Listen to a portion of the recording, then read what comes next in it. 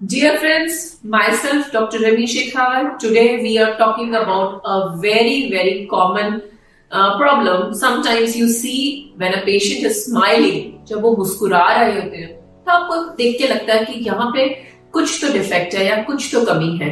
तो आज हम बात करने वाले हैं ओपन बाइट।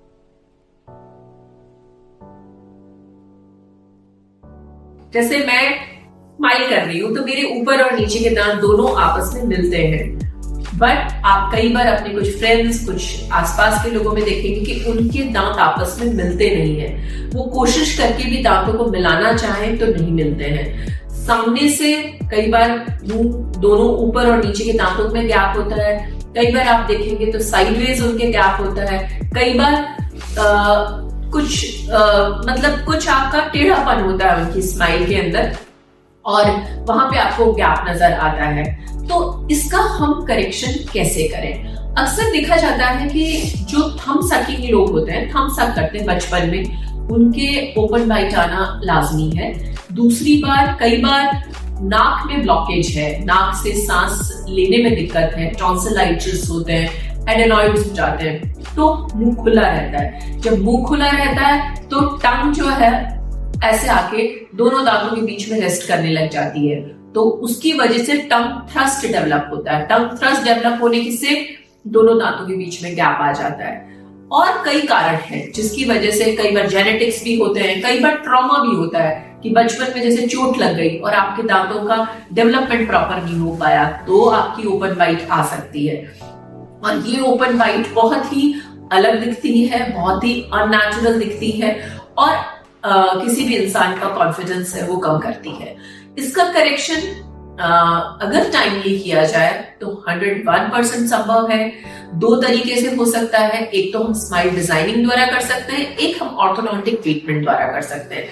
स्माइल डिजाइनिंग में अक्सर वो केसेस हम चूज करते हैं जहां पे कि ओपन बाइट एक लिमिट से ज्यादा या उससे ज्यादा ना हो, तो उस कंडीशन में हम दांतों के ऊपर क्राउन्स लगा के हम स्माइल डिजाइनिंग कर सकते हैं। हमने अपने क्लिनिक में बहुत सारे केसेस ऐसे किए हैं जिसमें कि ओपन बाइट थी और पेशेंट स्माइल करते वक्त में अच्छा उनको फील नहीं होता था, कॉन्फिडेंट नहीं होता था, तो उसमें हम चाहे तो हम सेरामिक क्राउन्स लगा सकते हैं, चाहे तो हम ऑल सेरामिक क्राउन्स लगा सकते हैं, जिरकोनिया लगा सकते हैं। उससे बिल्कुल नेचुरल और बहुत ही खूबसूरत स्माइल अचीव की जा सकती है।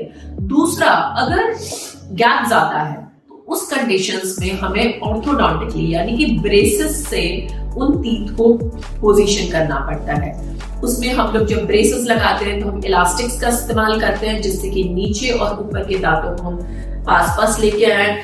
जो अननेचुरल फोर्सेस मसल्स क्रिएट कर रही हैं या टंग से हो रहा है, उनको हम अप्लायंसेस देते हैं जिससे कि वो हैबिट ब्रेक हो और वो फोर्सेस कम हो। तो ऑटोमेटिकली ये जो ऑर्थोडोंटिक ट्रीटमेंट है उससे भी ओपन बाइट करेक्शन बिल्कुल हो जाता है।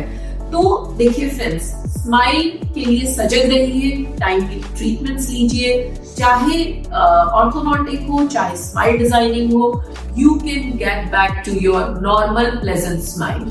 सो ओपन बाइट के बारे में सब भी भ्रांतियां हैं कि ये फिर से आ जाता है, रिलैप्स हो जाता है, पर अगर टाइम के साथ में हम पूरे मेजर्स लिए जिसकी वजह थी उसको देखें तो डेफिनेटली ओपन बाइट इज 101% करेक्टेबल।